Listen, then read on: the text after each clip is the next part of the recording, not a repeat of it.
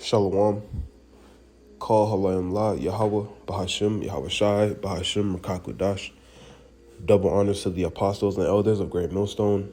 Peace and blessings to the hopeful elect, to the Akim doing the work in truth and sincerity, as well as the men, women, and children who believe in the true gospel of Yahweh, Bahashim, Yahweh Shai.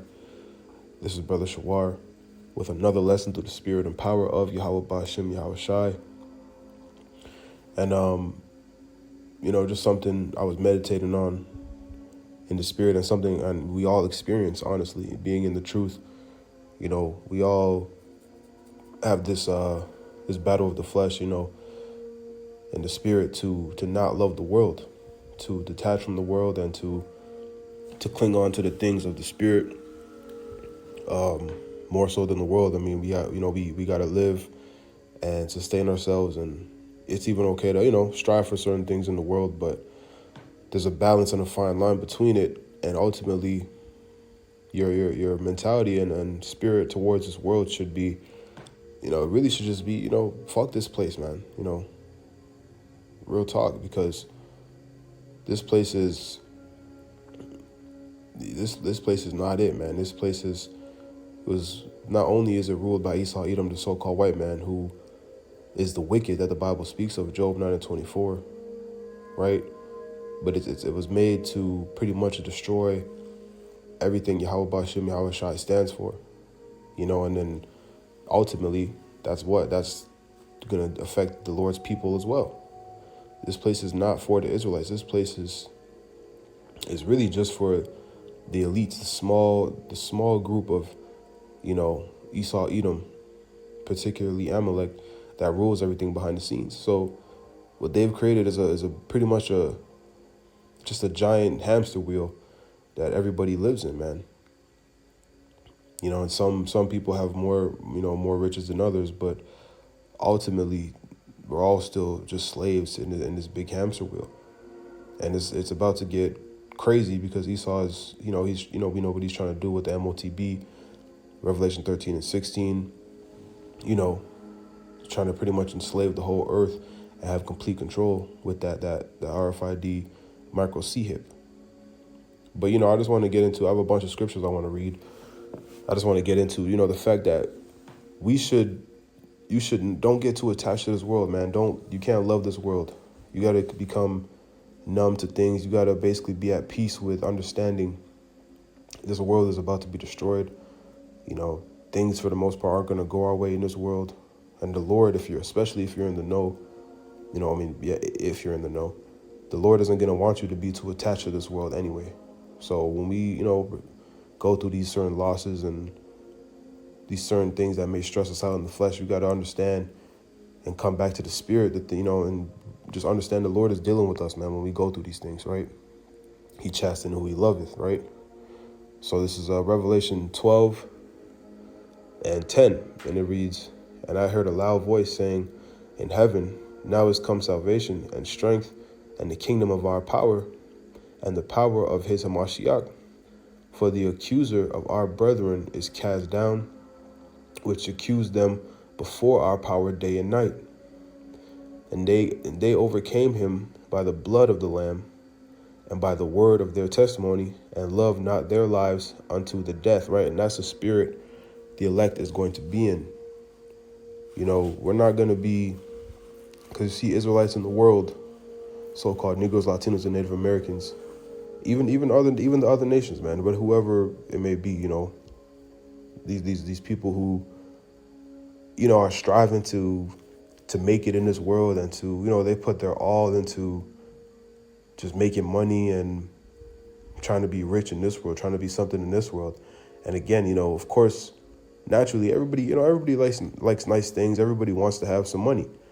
Nothing wrong with doing good for yourself. That's not what, the scriptures tell us in 1 Corinthians, the 7th chapter, to use the world, not abuse it. Right? So you got to use the world, man. But it gets to the point where what Esau's created, you pretty much, you burn yourself out trying to do these things, man. And it's all vanity at the end of the day. Right? And King Solomon He told us that this is all vanity. So these things are all temporary. They can all be taken away from us. And even when you get to a high level, like, these entertainers, rappers, and certain athletes, you're compromised, man. You gotta bend it. You gotta bend at Esau's will. You can't be sovereign. You can't be a real man. You can't be yourself. A lot of these, people see it all the time. A lot of these entertainers and, actors and whatnot, they're super stressed, man. They end up committing suicide. They end up being doped out on drugs and all kind of stuff, man. But this world is, the disappointment we face is it's the Lord keeping us away from being too attached. You don't want to fall in love with this world, man, because again, it's about to be destroyed.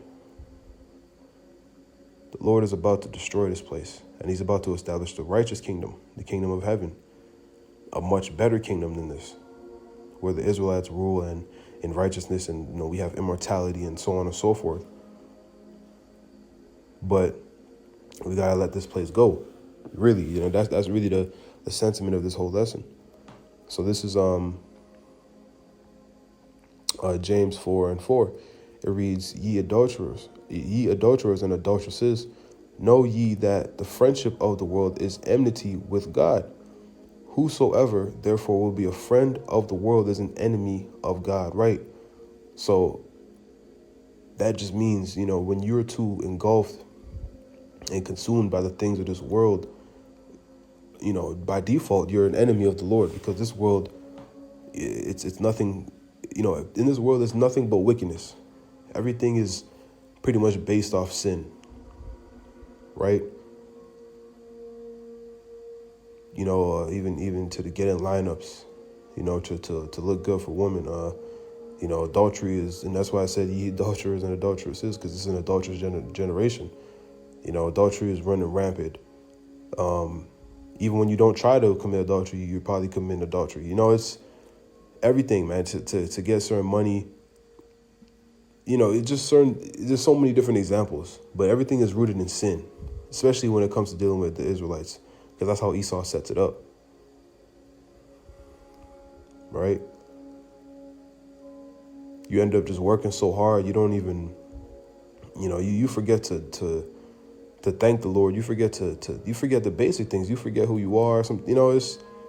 It's a crazy, like I said, a hamster wheel of stress just to try and obtain carnal things.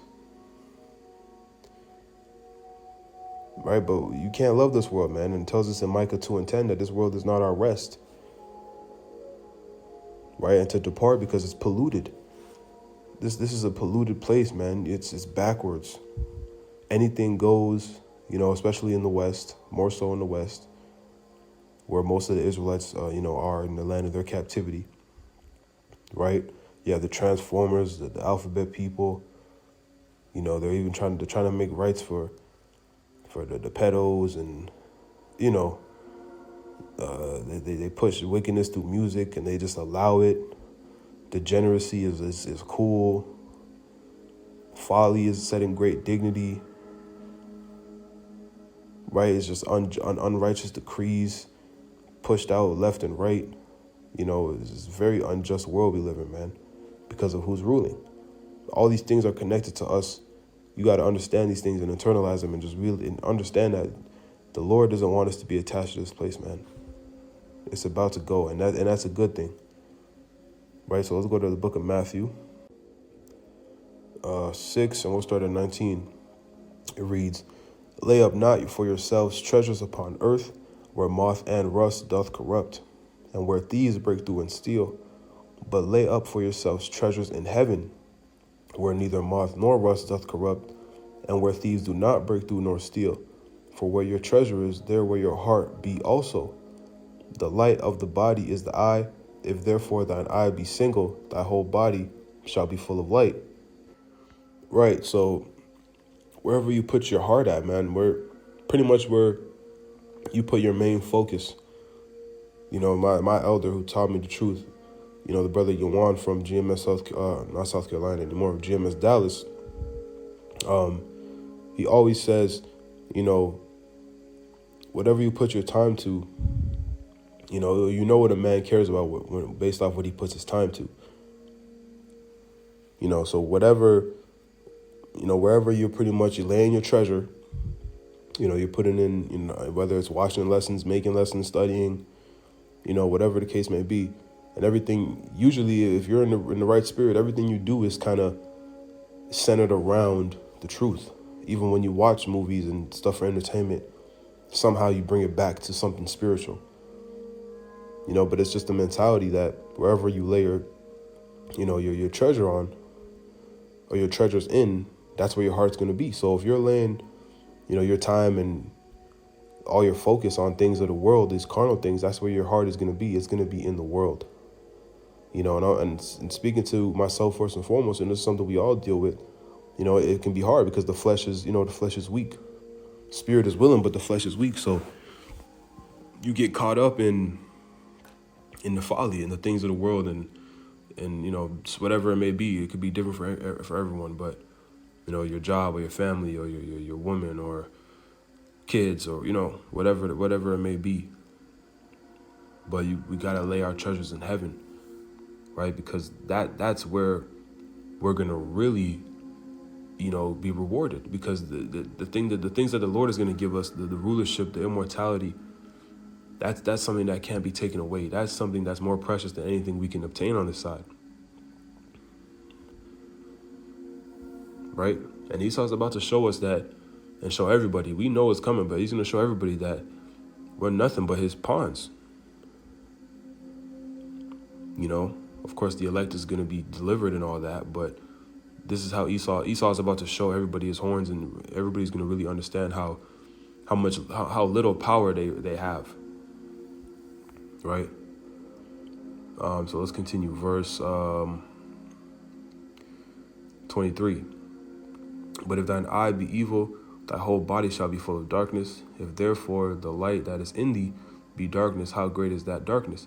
No man can serve two masters, for either he will hate the one and love the other, or else he will hold to the one and despise the other. Ye cannot serve God and mammon, right? And that's money. You can't, and basically you can't have 1 foot in the world and 1 foot in the truth. And we, like I said, we have to use the world, not abuse it. So you have to deal with the world. You can't just not do anything all day and literally just, be in the scriptures all day. And, we wish we could, but you can't. You gotta deal with the world, right? And naturally, you're gonna want to do things anyway. It's just, we're Israelites, man. We got the talent, the salt, the ability to do a lot of things and to create, and especially as men. So it's natural, right? But at the end of the day, where is your treasure, man? Where is your main focus? It's got to be in the truth. It's got to be in Yahweh B'Shem Yahweh Shai. That's what's gonna, profit us. That's what's gonna profit us in the day of evil, when the Lord comes back to destroy this place. Because he's going to cover his elect, those that put their treasures in heaven. And he's going to give his elect and the great multitude, the 1/3 of Israel, they're going to be the first fruits of the kingdom of heaven. Right? So this is what should be your main focus, man, through everything, through the ups and downs, good, bad times. It should be the kingdom and serving the Lord. Because, man, this world is not for us, man. It's really not.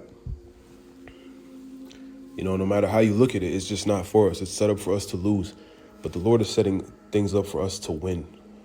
A win-win situation. Even though we will be tested. And we are being tested, but the real test is coming. But we still know the Lord is going to be with us through it all.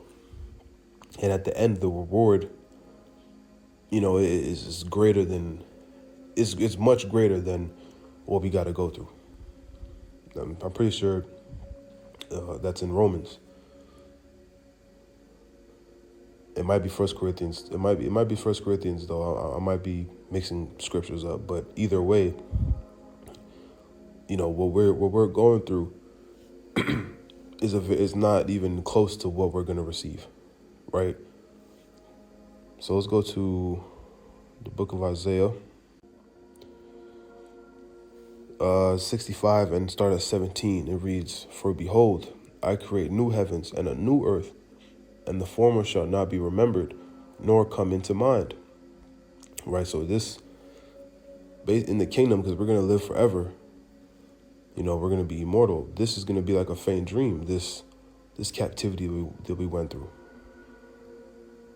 But we got to go through it in order to appreciate the righteousness, right? To appreciate the kingdom for real.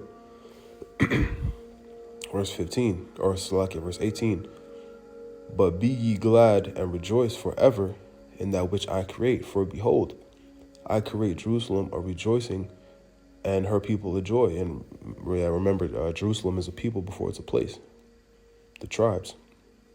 Verse 19, "And I will rejoice in Jerusalem and joy in my people, and the voice of weeping shall be no more heard in her, nor the voice of crying." Right, so the Lord is going to save us and deliver us from all this constant, this constant rat race that we're in.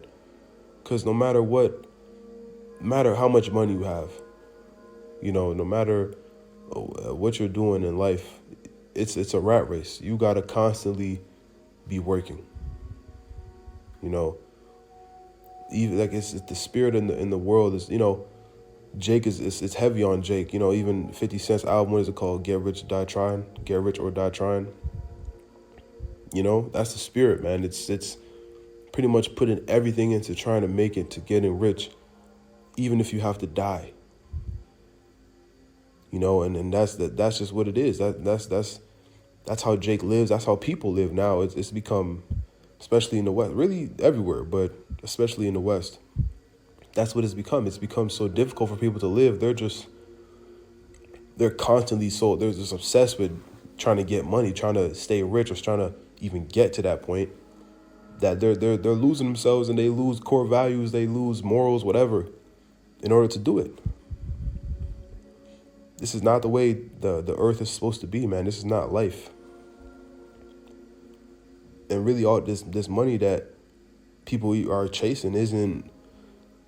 It's not real money anyway, and it could be taken away from you because Esau is in control.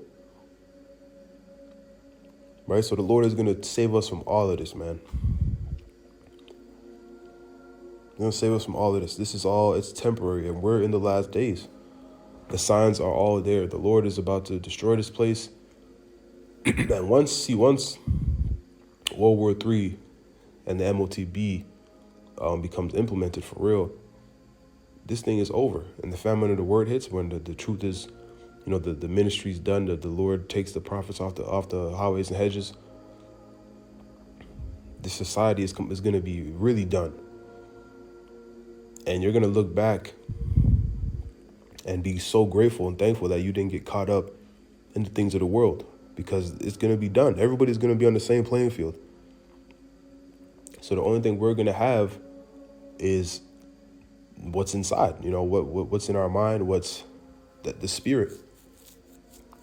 And those of us that are in the truth, that we're doing the right thing. Well, Isaiah 33:6, that wisdom and knowledge is going to be the stability of our times, man. So this is precious. This is more precious than this world, to put it plainly. So let's go to Psalms. I want to read a handful more scriptures and close it out. We'll just let the scriptures speak. So this is Psalms 34:14. It reads, "Depart from evil and do good, seek peace and pursue it. The eyes of the Lord are upon the righteous, and his ears are upon their cry.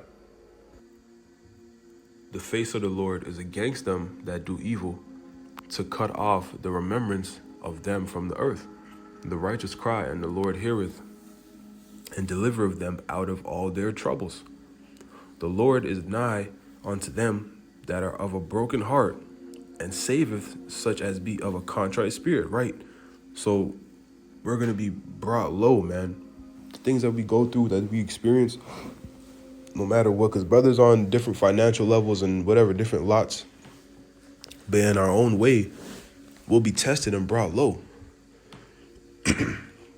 And that's what the Lord is dealing with, man. Those who pretty much, are humble, who have come to the conclusion that, man, forget this world, bro. This shit's over with.